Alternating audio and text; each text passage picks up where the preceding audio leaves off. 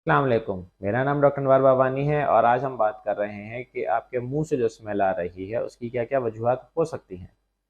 तो सबसे पहले तो कि क्या आपने ये नोट किया है कि आपके अतराफ में जो लोग हैं जिनसे आप बात कर रहे हैं, या चाहे आप मीटिंग में चाहे आप अपने दोस्तों में, तो वो अपनी कुर्सी थोड़ी सी हटाकर बैठते हैं आपसे, या कभी ऐसा हुआ हो कि आप जब बात कर रहे हो तो सामने वाला जो है वो कुछ डिस्टर्ब सा महसूस हो रहा हो।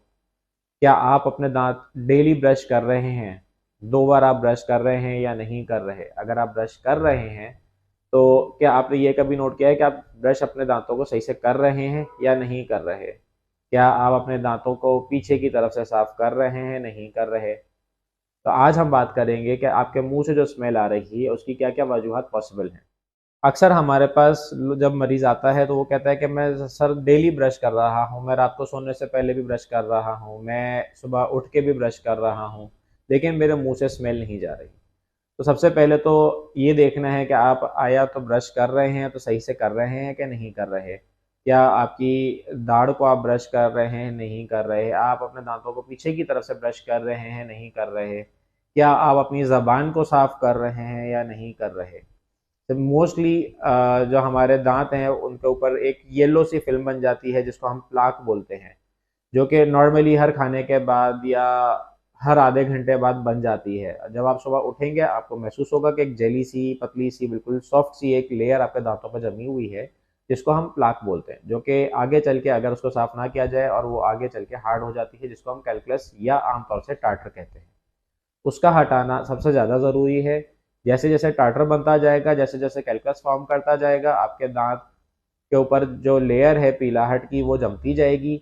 आपके मसूड़ों के लिए वो ना नुकसानदेह है, आपके दाँतों के लिए वो नुकसानदेह है, आपके वो दाँतों की हड्डी जो है, वो उसके लिए नुकसानदेह है, क्योंकि उसके अंदर जो बैक्टीरिया है वो सबसे ज़्यादा मौजूद है और वो आहिस्ता-आहिस्ता आपकी हड्डी को, आपके मसूड़े को नुकसान पहुँचाता है।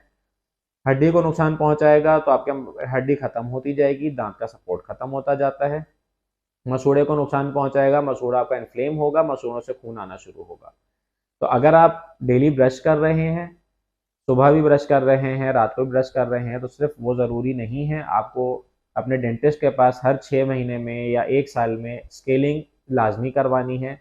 स्केलिंग से दांत लूज नहीं होते, स्केलिंग से दांत वीक नहीं होते, अगर आप उसको टाइमली मैनेज करें तो। ये तो चले कॉमन सी एक बात है कि आपके दांतों के ऊपर जो टार्टर मौजूद है जिसकी वजह से आपके मुंह से स्मेल आती है।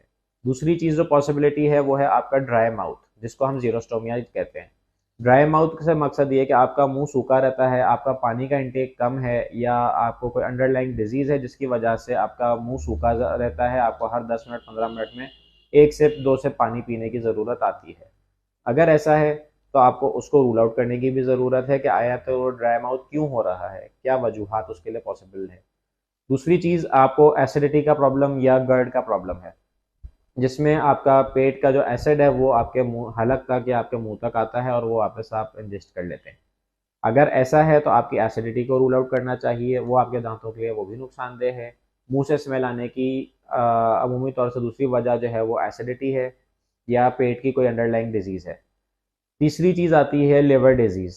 अगर आपके बॉडी में कोई लिवर प्रॉब्लम चल रहा है तो उसकी वजह से भी आपके मुंह में स्मेल आ सकती है। आप अपना ब्रश कर रहे हैं, आप डेंटिस्ट के पास रेगुलर विजिट्स कर रहे हैं फॉर क्लीनिंग, फॉर स्केलिंग, कोई आपके मुंह में कोई टार्टर का डिपॉजिट नहीं है, कुछ नहीं है, लेकिन मुंह से स्मेल तब भी आ रही है, तो आपको अपने मुंह के अपनी बॉडी के अंदर मौजूद कोई और अंडरलाइंग डिजीज़ के लिए रूल आउट करने की ज़रूरत है, जो कि आपको आपके जनरल फिजिशियन या स्पेशलिस्ट फर्दर गाइड कर सकते हैं।